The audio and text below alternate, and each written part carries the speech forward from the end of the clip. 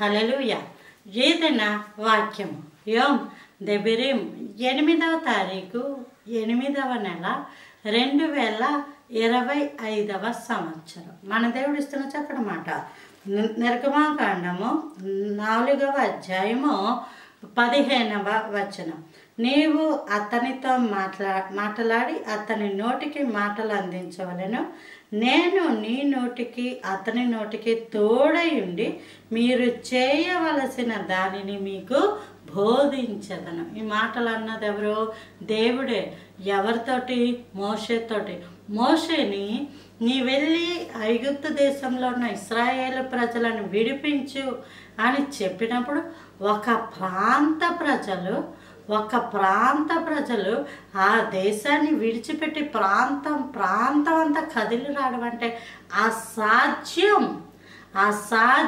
ఒక కుటుంబం 2 కుటుంబాలు ఏమన్నా వెళ్ళిపోవచ్చు, కానీ మొత్తం ఆ జాతి, మొత్తం ఆ వంశం, మొత్తం ఆ ప్రాంగణం, ఆ ఊరు అంతా కదిలి రావాలి.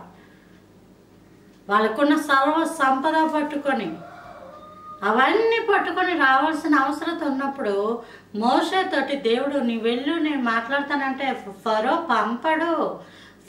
పంపడు అని అన్నప్పుడు నువ్వు వెళ్ళు మాట్లాడు అంటే నేను నోటి మాంద్యము గలవాడను, నేను నెత్తివాడను అని తెలుగు బైబిల్లో రాయబడి ఉంది. కానీ హీబ్రూ భాషలో నేను స్లో టు స్పీకర్, నెమ్మదిగా మాట్లాడతాను, నేను చాకచక్యంగా మాట్లాడలేను అని మోషే అన్నప్పుడు, అయితే నీ అన్నయ్యైన ఫరోను నిన్ను ఎదుర్కొనుటకు వస్తాడు, నీవు నీ అన్న కలిసి వెళ్ళాలి అని చెప్పినప్పుడు దేవుడు అంటున్న మాటలు ఏమన్నాడు ఇక్కడ? నీ నోటికి అతని నోటికి తోడై ఉండి మీరు చేయవలసిన దానిని మీకు బోధించదను. ఇప్పుడు ప్రాముఖ్యమైన అంశం, ప్రాముఖ్యమైన సందర్భం. ఇప్పుడు వీళ్ళు మాట్లాడే మాట తీరును బట్టే వెనకాల దేవుడు చేసే గొప్ప అద్భుతము దాగి ఉంది. అటువంటప్పుడు ఎలా మాట్లాడాలో నేను మీకు బోధించెదను, మీరు చేయవలసిన దాన్ని మీకు బోధించెదను, నేను నీ నోటికి తోడై ఉండెదను అని మాట్లాడారు. ఈరోజు నీ జీవితంలో, నీ ఆఫీస్లో, నీ వ్యాపారంలో, నీ యొక్క హాస్పిటల్లో, రోగులలో, కోర్టుల్లో, ఈ గొడవల్లో, ఈ ఫ్రెండ్స్ మధ్య దురభిమానము, ఇలాంటివన్నిటి పరిస్థితుల్లో చాలామంది వెళ్తూ ఉంటారు. ఖచ్చితంగా ఏదో వ్యక్తి ఏదో ఒక సందర్భంలోనే ఉంటాడు. అప్పుడు దేవుడు నీ నోటికి తోడై ఉంటాడు. ఎలా మాట్లాడాలి, ఏ విధంగా మాట్లాడాలి, ఎలా మాట్లాడితే మనం ఇటువంటి సమస్య నుంచి బయటకు వచ్చేస్తామో అని నోటికి తోడై ఉండి తర్వాత బోధ చేసేదను. మీరు ఏం మాట్లాడాలో కూడా దేవుడు నీతో మాట్లాడతాడట.